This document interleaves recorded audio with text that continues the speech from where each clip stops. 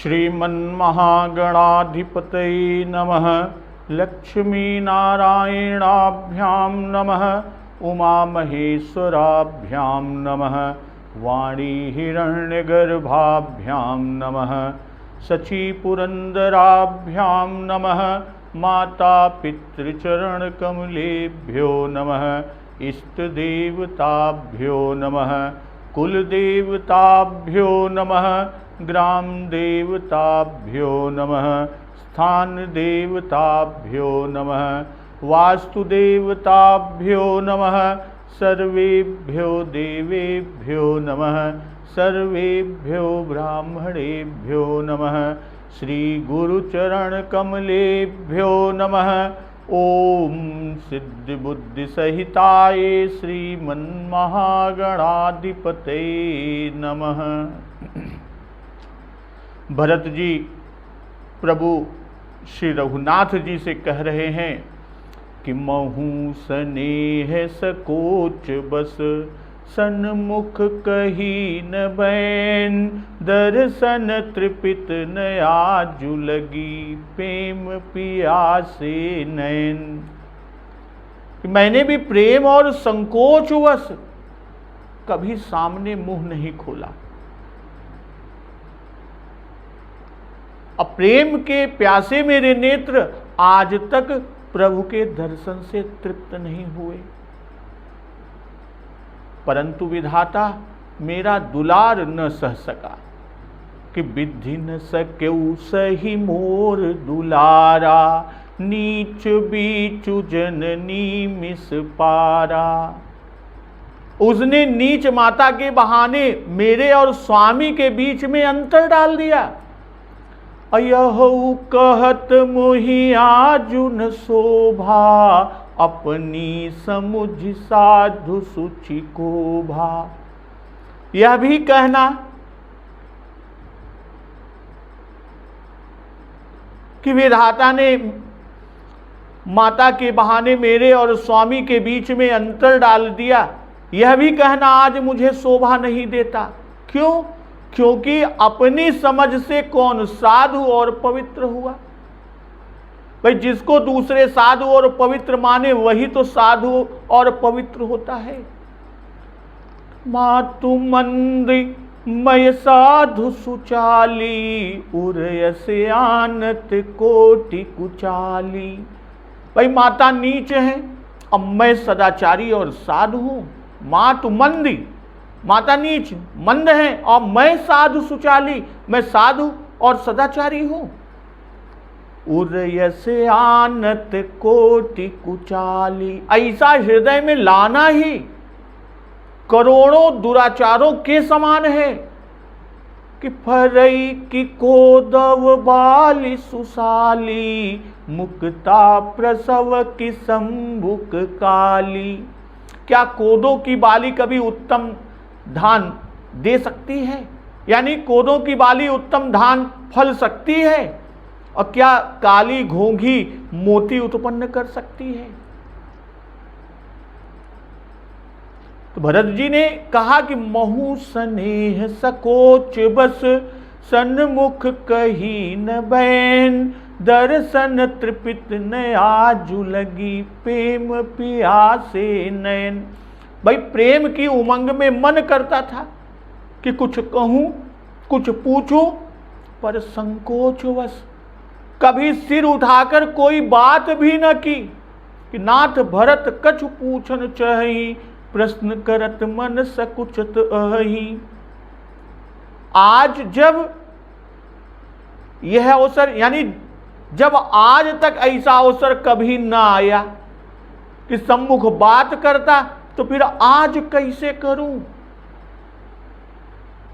गीतावली में भी कहा है कि छोटे होते छोह करी आए मैं सामू है नहेरो एक ही बार आजु विधि मेरो एक ही बार आजु विधि मेरो सील स्नेह निबेरो। भाई अब तक कभी सामने नहीं बोला, पर आज वह सील और स्नेह विधिवश न रह गया, आज बोलना ही पड़ा। यदि यह कहा जाए कि फिर आए ही क्यों, किथा बरे आया है चित्रकूट, तो उस पर कहते हैं कि दर्शन त्रिपित नया जुलगी प्रेम पियासे नैन। भाई संकोच के मारे कभी नेत्र भरकर दर्शन भी ना हुए, ऐसी से अब तक दर्शन से तृप्ति ना हुई, नेत्र प्यासे ही बने हैं। अथवा संकोचवश कभी सम्मुख बात न की, केवल दर्शन मात्र करता रहा, परंतु प्रेम के कारण नेत्र कभी दर्शन से आज तक तृप्त ही न हुए। प्रेम की प्यास उनकी बुझी नहीं, यह जी चाहता है कि बस देखता ही रहूं, देखता ही रहूं। इसीलिए यहां दौड़ा आया कि दर्शन का लाभ तो होता रहे। अब प्रेम का व्यवहार इस भांति चलता कि प्रभु श्री राम जी मुझे हारा हुआ खेल जिता देते थे, मैं संकुचित हो जाता था, स्नेह से सम्मुख बात न की, और जो बिना कहे ही हारे खेल को जिता रहा है तो उससे कहें तो क्या कहें उससे। सो आज मैं बाजी हार रहा हूं, अब प्रभु श्री राम स्वामी मुझे जिता दे। भाई प्रेम प्यासे नयन आज तक दर्शन से तृप्त नहीं हुए हैं, असो दर्शन मुझे दुर्लभ न हो पाए। और फिर भरत जी कह रहे हैं कि विधि न सक्यऊ सही मोर दुलारा, नीच बीच जननी मिस पारा। भाई आपकी मुझ पर कृपा और प्रीति को देखकर, भरत जी प्रभु श्री राम जी से कह रहे हैं कि आपकी मुझ पर कृपा और आपकी प्रीति को देखकर दयु से न सहा गया, विधाता से नहीं सहन हुआ, नीच बीच जननी मिस पारा।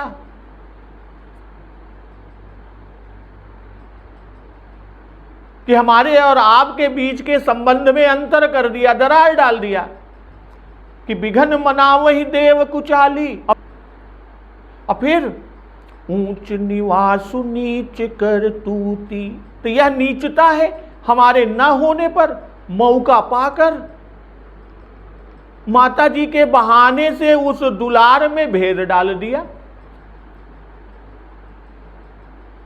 श्री भरत जी सरीखे साधु के मुख से विधाता को ऐसा कहलाना उचित नहीं। तो भाव क्या है कि राज विरोध द्वारा कुल रीति वेद रीति के विरुद्ध छोटे के लिए राज्य द्वारा बीच डाला गया, क्योंकि इससे छोटे को बड़ा पद देकर स्वामी को निम्न पद नीचा पद दिया और कुल को भी कलंकित किया। अयहु कहत मोहिया जुन शोभा, अपनी समुझ साधु सुचि को भा। भाई माता को दोष देना और अपने को निर्दोष ठहराना कि हम तो पवित्र, माता के द्वारा ये अंतर पड़ा, ये बीच पड़ा, यह मेरा कहना यथार्थ नहीं समझा जा सकता। भाई अपने मुंह साधु सुचि बन बैठने से थोड़े ही कोई साधु और सुचि हो सकता है। स्वयं ही कह दे कि मैं साधु हूं, मैं पवित्र हूं, सुचि हूं। जिसे कोई और यानी दूसरे, और वह भी सज्जन साधु कहें, दूसरे ही नहीं बल्कि वह दूसरा कौन हो, सज्जन लोग हो, साधु हो, वो कहें, तब वो साधु कहा जा सकता है। और जो कोई कहे कि तुम्हें तो सभी साधु कहते हैं, तो उसका उत्तर कि यह नहीं हो सकता। क्यों? क्योंकि मातु मंदिमय साधु सुचाली, अर्थात जिसकी माता नीच होगी उसका पुत्र उससे भी अधिक नीच होगा। माता कुचाली और पुत्र सदाचारी, यह कब संभव है? और भरत जी कहते हैं कि फरई की कोदव बाली सुशाली, मुक्ता प्रसव की सम्मुख साली। भाई बुरी वस्तु से भली वस्तु हो नहीं सकती। तब हम कैसे सुचाली साधु सुचि हो सकते हैं। कोदो कदन्न है, वैष्णवों में यह वर्जित माना गया, और सुशाली देवान्न है, देवों का अन्न है, देव पूजन में काम आता है और पवित्र है। तो यहां तक माता के संबंध से अपने को दूषित कहा भरत जी ने, आगे केवल अपने दोष को कहेंगे और विधाता माता आदि को निर्दोष करार देंगे।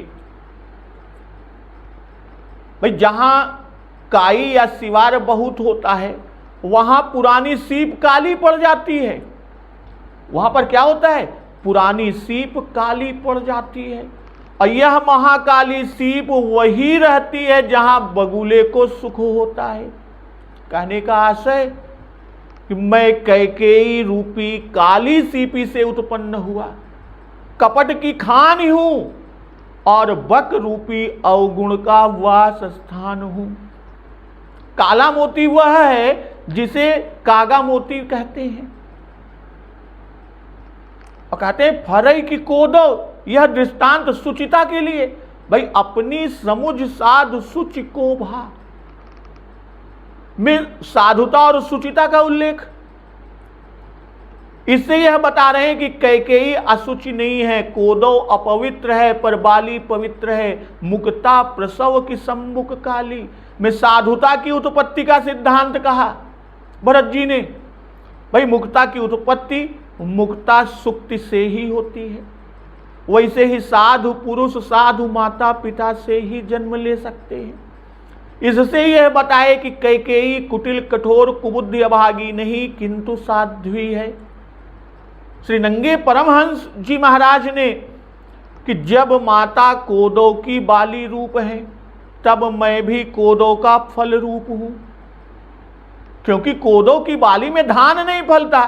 और फिर माता काली सीपी रूप है और काली सीपी में मोती नहीं होता, किंतु जोंक उत्पन्न होता है जिसकी चाल वक्र होती है। और वैसे ही काली सीपी रूपी माता से उत्पन्न मैं जोंक सदृश वक्र गति चलने वाला ही होऊंगा। सीधी चाल तो चल ही नहीं सकता और साधु सुचाली हो नहीं सकता। कहने के पीछे का भाव कि श्वेत सीपी रूप तो कौशल्या माता है, जिनसे मोती सदृश श्री रघुनाथ जी उत्पन्न हुए हैं। तो सपने हूं दोषक ले सुन काहू, मोरे अभाग उदधि अवगाहू। भाई स्वप्न में भी दोष का लेस मात्र किसी को नहीं है। क्या मेरा अभाग्य समुद्र अथाह है, अभाग्य रूपी समुद्र अथाह है। अब बिनु समझे निज अघ परिपाकू, जारिऊ जाय जननी कही काकू। भाई अपने पापों का फल बिना समझे हुए मैंने व्यर्थ माता कैकेयी को व्यंग वचन कहकर जलाया है। बिनु समझे निज अघ परिपाकू, जार्यूं जाय जननी कही काकू। और अपने हृदय में हृदय हे रिहारो अब ओरा, एक ही भांति भले ही भल मोरा। अपने हृदय में सब ओर खोज कर मैं सब तरफ से हार गया। एक ही प्रकार भले ही मेरा भली प्रकार भला होना देख पड़ता है। और वह क्या कहते हैं कि गुरु गोसाई साहिब सिय रामू, लागत मोहिनीक परिणामू।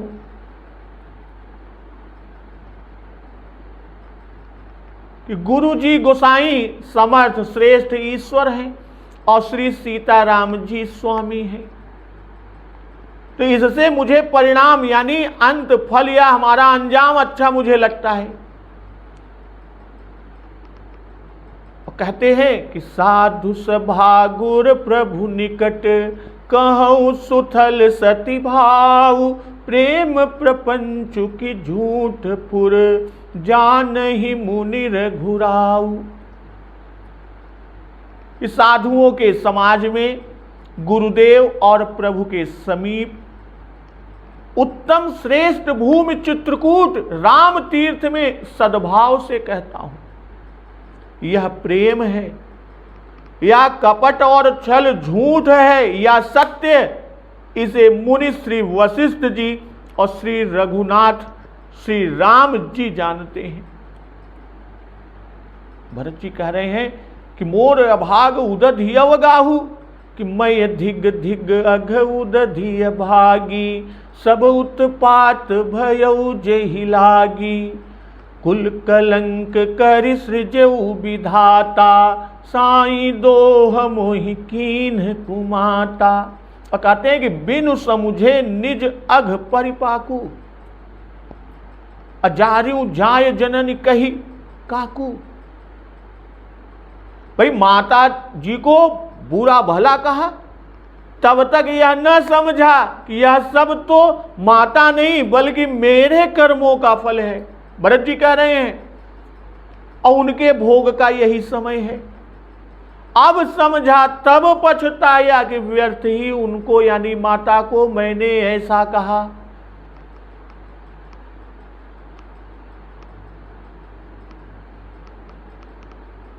तो जो यहां पर कहा माता जी को क्या कहा था, पापिनी सब ही भांति कुल नासा। भरत जी जब ननिहाल से लौट के आए और राजमहल में जाते हैं और उन्हें पता चलता है, तब वो अपनी माता कैकेयी से कहते हैं कि पापिनी सब ही भांति कुल नासा, कि तूने सभी तरह से कुल का नाश कर दिया। पापनी जो पय कुरुचि रही अति तो ही, जन्मत काहे न मारे मोही। यहाँ यदि तेरी ऐसी ही अत्यंत बुरी रुचि दुष्ट इच्छा थी तो तूने जन्मते ही मुझे क्यों न मार डाला। अब पेड़ काटी तय पालऊ सींचा, मीन जियन निति बारी उलीचा। तूने पेड़ तो काट दिया, अब पेड़ को काट कर पत्ते को सींचा है। अब मछली के जीने के लिए पानी को उलीच डाला, पानी के उलच डायन, अर्थात मेरा हित करने जाकर उल्टे तूने मेरा हित कर डाला। हंस बंसु दशरथ जनकु, राम लखन से भाई, जननी तू जननी भई, विधि सन कछु न बसाई। भरत जी माता कैकेयी से कहते हैं कि हे सूर्य वंश के अंदर रहने वाली, तूने मुझे सूर्यवंश दशरथ जी सरीखे पिता और राम लक्ष्मण से भाई,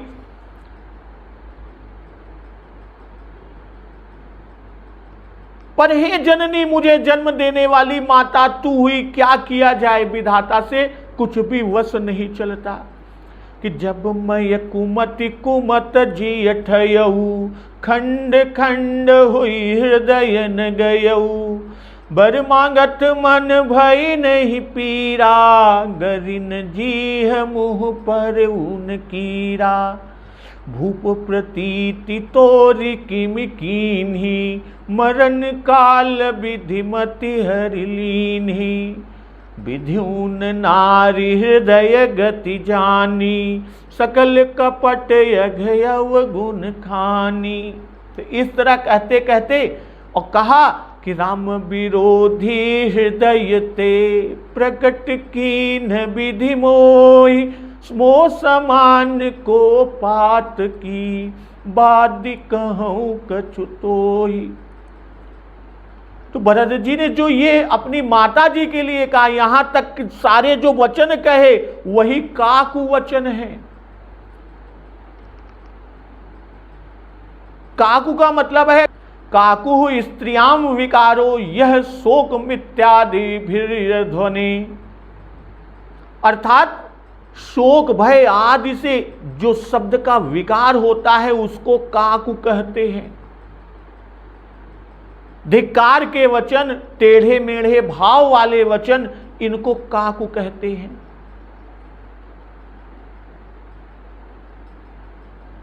तो इस तरह है कि महात्मा भरत ने अप्रिय वचनों से माता कैकेयी को दुखित करते हुए ये बातें कही, और उसका फल, उसका जो फल मिला, भरत जी कह रहे हैं उसका फल हमें जो मिला वो पिता से रहित, भाइयों से त्यक्त और सबके अप्रिय हो मुझे भोगना पड़ता है।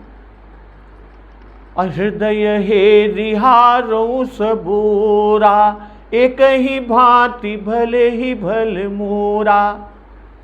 पहले जो कहा कि मोर अभाग उदधि अवगाहु, तो उसी अभाग्य रूपी दुख के समुद्र से पार होने के लिए चारों उपाय भरत जी ने ढूंढ डाला, कोई न मिला। बस एक उपाय मन में निश्चित हुआ, और वह उपाय क्या? वह उपाय यह है कि गुरु गोसाई हैं और श्री सीताराम जी स्वामी हैं। इससे परिणाम अच्छा ही होगा। भाई गोसाई हैं, ईश्वर ही हैं, अब विधाता के लिखे अंकों को मिटाने वाले हैं। तो साधु सभा गुरु प्रभु निकट कहौ सुथल सति भाव, प्रेम प्रपंच की झूठ पुर जान ही मुनि रघुराव। भाई इन चारों के समीप असत्य बोलना पाप है, महापाप है, और उस पर भी मुनि और रघुनाथ जी सर्वज्ञ और अंतर्यामी है। चित्रकूट स्थल है जहां विधि हरिहर का प्रपंच तो प्रकट ही हो गया, तब यहां और कौन सा प्रपंच चला सकता है? कौन यह प्रपंच यहां पर चला सकता है? तो भूपति मरन प्रेम पनु राखी, जननी कुमति जगत सब साखी। भाई प्रेम पन के निर्वाह के लिए भूपति मरन प्रेम पनु राखी, प्रेम पन के निर्वाह के लिए राजा दशरथ जी का मरण, और जननी कुमति जगत सब साखी, और माता की कुमति, दोनों का सारा संसार साक्षी है। और देखिन जाहि बिकल महतारी, जरहि दुसह जरपुर नर नारी। और समस्त माताएं व्याकुल हैं, देखी नहीं जाती। अवध के सभी स्त्री पुरुष कठिन श्री राम वियोग ज्वर से जल रहे हैं। और भरत जी कह रहे हैं कि मही सकल अनरथ कर मूला, सो सुनि समुझि सह्यु सब सूला। सुनि बन गवनु कीन्ह रघुनाथा, करि मुनि बेस लखन सिय साथा। बिनु पानहिन पया देहि पाए, शंकरु साखी रहु एहि घाए। बहुरी निहारी निषाद स्नेहु, कुलिस कठिन उर भयउ न बेहू। कि इन सारे अनर्थों की जड़ तो मैं ही हूं, इन सारे अनर्थों की जड़ मैं ही हूं, और यह सुनकर और समझकर मैंने सब दुख सहे। श्री रघुनाथ जी मुनिवेश बनाकर लक्ष्मण और सीता जी को साथ लेकर बिना पद त्राण के पैदल ही वन को गए। शंकर जी साक्षी हैं कि यह सुनकर ऐसे घाव से भी मैं जीता रह गया। भरत जी कहते हैं कि भूपति मरन प्रेम पनु राखी, जननी कुमति जगत सब साखी। प्रेमपण, प्रेम का पण कि सो तनु राखी करब मई काहा, जहिन प्रेम पनु मोर निभाहा। और फिर कि ऐसे सुत के विरह अवधि लो, जो राखो यह प्राण, तव मिट जाई प्रीति की परिमिति, अजस सुनो निज कान। और करी तुलसीदास दशरथ प्रीति, परमति पीन। तो प्रेमपण और सत्यपण, सत्य से राम वियोग और राम प्रेम से वियोग में मरण। सब साखी अर्थात मैं बनाकर अपनी ओर से नहीं कहता, त्रिलोकी इसको जानता है। कि मही सकल अनरथ कर मूला, सो सुनि समुझ सहु सब सूला। सकल अनरथ यानी सकल जो यहां पर भरत जी गिनाए कि भूपति मरण, जननी कुमति, विकल महतारी, जरहि दुसह जरपुर नर नारी, यानी इन सब अनर्थों का कारण मैं ही हूं, भरत जी कह रहे हैं। और राम वियोग का कारण मैं हूं, और उसी से पिता की मृत्यु हुई। तो मैं यहां न था, इसमें या इससे माता में कुमति उपजी, और वह कुमति मेरे राज्य सुख के लिए थी, इसलिए उसका भी मूल मैं ही हूं। बाकी दो भी इन्हीं से हुए। तो सो सुनि समुझ सहु सब सूला।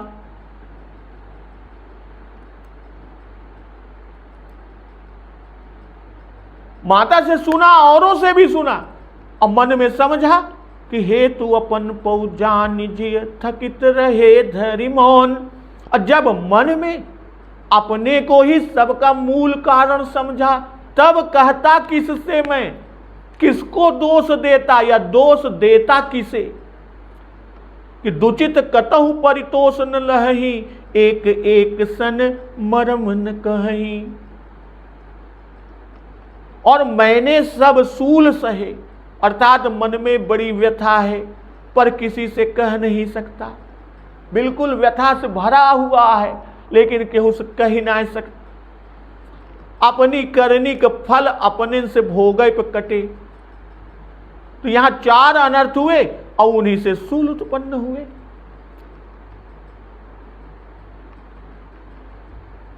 असुनि बन गवनु कीन्ह रघुनाथा, करि मुनि वेश लखन सिय साथा। बिनु पानहिन पया देहि पाए, शंकर साखी रहु एहि घाये। भाई सूल तो चार ही से हो गए थे, और उस पर भी जब यह मालूम हुआ कि इस वेश से मुनि वेश में गए, तब तो घाव हुआ। और जैसी असह चोट हृदय को लगी, उसके शंकर जी साक्षी हैं, प्राण घातक पीड़ा हुई, पर प्राण बने ही रहे, क्योंकि अभी तो भोगना शेष है, अभी भोगना बाकी है। शंकर जी की साक्षी दिया, क्यों? क्योंकि कल्याण के लिए भूत भावन भगवान शिव शंकर को मनाया करते थे, और यदि झूठ हो तो अकल्याण करेंगे। और फिर इनके तीन नेत्र हैं भूत भावन भगवान शिव शंकर जी के, सूर्य, चंद्र और अग्नि। सूर्य लोकों के प्रकाशक और यमपुरी के साक्षी हैं। अग्नि भी साक्षी का काम करते हैं, क्योंकि सबके भीतर है, और अग्नि नेत्र से कामदेव तक को भस्म कर दिया था, दंड देने में ऐसे समर्थ हैं। अब बहुरी निहारी निषाद स्नेहु, कुलिस कठिन उर भयउ न बेहु। फिर निषाद राज का प्रेम देखने पर भी वज्र से भी कठोर हृदय में छेद न हुआ। अब सब आखिन देखें आई, जियत जीव जड़ सबई सहाई। अब यहां आकर सब आंखों से देखा, और यह जड़ जीव जीते जी सभी सहावेगा, सब सहवाए। जिन्हि निरख मग सापिन बीची, तजहि विषम विसुतामस तीछी। कि जिनको देख कर रास्ते की तीक्ष्ण तामसी सापिने और बीछियां अपना कठिन विष और तीक्ष्ण तामसी प्रकृति त्याग देते हैं, वे ही रघुनंदन। तेई रघुनंदन लखन सिय, अनहित लागे जाहि। तासु तनय तज दुसह दुख, दयु सहावई काहि। तो वे ही रघुनंदन लक्ष्मण जी, सीता जी, जिसे शत्रु जान पड़े तो उसके पुत्र को छोड़ दयु दुसह दुख,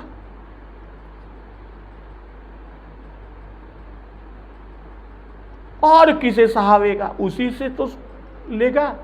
इसलिए भरत जी कहते हैं कि बहुरि निहारि निषाद सनेहु, कुलिस कठिन उर भयउ न बेहु। भाई एक तो ये निषाद हिंसा करने वाले अधम जाति, और उसमें इतना प्रेम, पर हम भाई होकर भी, हम तो भाई हैं, हमारी ऐसी दशा।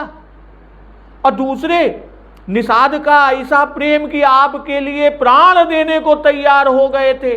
जब भरत जी को आने का समाचार निषाद को मिला तो उसने कहा कि सभी योद्धा तैयार हो जाओ, अपने जीते जी नदी पार नहीं करने देंगे।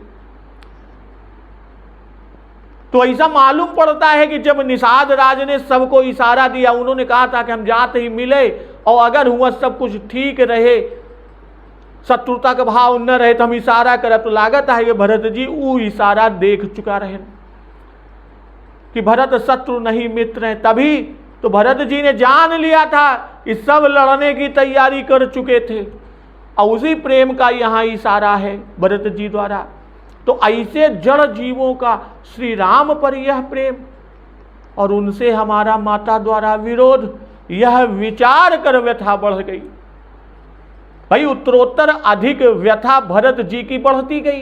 पहले अनर्थ को सुनकर समझकर कि सब सूल सहे, फिर जब माता कौशल्या जी से मुनिवेश आदि सुना कि पितवायस भूषण बसन ताज तजे रघुबीर, तब रहे हुए ही धाए। फिर निषाद का प्रेम देखकर और अधिक वेदना हुई, कुलिस कठोर उर भयउ न बेहू।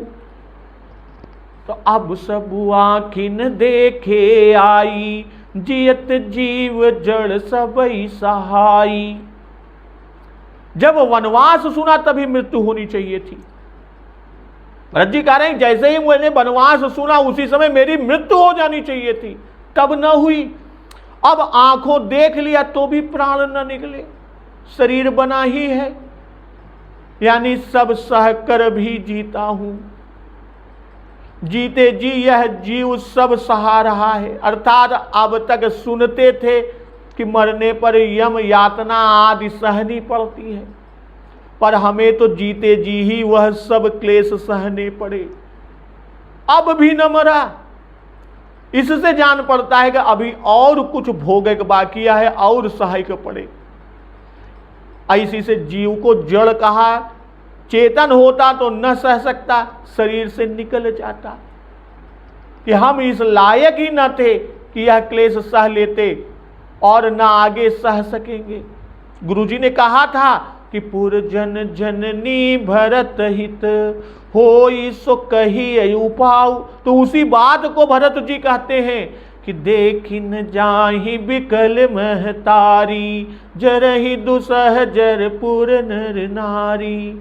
मही सकल अनरथ कर मूला, सो सुनि समुझ सहु सब सूला। भरत जी कहते हैं कि यहां तक तो हम सही गए, पर सुनि बन गवन कीन रघुनाथा, करि मुनिवेश लखन सिय साथा। अब बिनु पानहीन पयाद ही पाए, यह दुख तो असह्य हुआ। आज सब आंखों से देख रहा हूं, यह दुख सर्वथा दुसह है। मैं मर क्यों नहीं जाता, मैं जीता क्यों हूं। कि जिन्हि निरख मग सापिन बीछी, तजहि विषम विसुतापस तीछी। यहां भरत जी कैकेयी के स्वभाव के लिए उपमा दे रहे हैं बाबा गोस्वामी तुलसीदास जी, कि इसी से सर्पणी और वीछी दोनों स्त्रीलिंग के ही उदाहरण दिए। फिर सर्प और विच्छू से नागिन और वीछी अधिक विषैली है और तामसी होती है। इसलिए भी ऐसे जीव भी अपना स्वभाव छोड़ देते हैं प्रभु को देखने पर। तब कैकेयी तो सदा साथ रही, मनुष्य है और उसको अपनी कुटिल बुद्धि तो अवश्य त्याग देनी चाहिए थी, पर वह इनसे भी बुरी निकली। तामस तीछी यानी दौड़ कर खेद कर काटने डंक मारने वाली, और वे भी राम को आते देख प्रेम करने लगते हैं। और यह प्रेम करती थी सो उनको शत्रु समझने लगी। अति रघुनंदन लखन सिय, अनहित लागे जाई, तासु तनय तज दुसह दुख, दैव सहावई काई। भाई ऐसा दुख सहने का पात्र कहीं संसार में और कोई दैव को मिला ही नहीं। फिर कहते हैं कि और हो भी नहीं सकती। क्यों? क्योंकि ऐसी माता किसी की भी ना होगी जिसे राम अप्रिय लगते हो। भाई मनुष्यों में कौन कहे, जड़ जीवों में ऐसा कोई नहीं है। असहावई से बता रहे हैं, इस सहा नहीं जाता, जबरदस्ती सहाया जा रहा है। भाई बेटे के दुख से माता को जो दुख होता है, वैसा दुख अपने दुख से दुख नहीं होता। माता को कठोर दंड देने का उपाय बेटे को दुख देना है। अब भरत जी कहते हैं कि मेरी माता सापिन बीची से भी अधिक तामस तीछी है। और उन्होंने सापिन बीची यानी सापिन और बीची ने रघुनंदन लक्ष्मण जानकी जी को देखकर उन्हें हित समझा और मेरी माता ने अनिहित समझा, इसलिए उसे दंड देने के लिए विधाता मुझे इतना दुख सहा रहे हैं। और यही कारण है मेरे प्राण के न जाने का, और नहीं तो वह इसे दुख में कभी प्राण रह सकता है। भाई भरत जी की ग्लानि कि हमको जीवित न रहना था। गुरु ने आज्ञा दी थी कि कृपा सिंधु प्रिय बंधु सन कहूँ हृदय कई बात। और भरत जी ने यहां तक अपनी हृदय बात कही, कहब मोर मुनिनाथ निबाहा, एहिते अधिक कहूँ मैं कहा। भाई अपने हृदय का दुख निवेदन करके और अपने क्लेश की शांति चाहते हैं भरतलाल। तो भक्तजन अब इसके आगे के प्रसंग का श्रवण अमृत रसपान हम लोग अगले दिवस की कथा में करेंगे। तो एक बार जोर से बोलिए, सियावर रामचंद्र की जय, पवन सुत हनुमान की जय, जगत जननी मां जगदम्बा की जय, गुरुदेव भगवान की जय, उमापति महादेव की जय। जय श्री राम।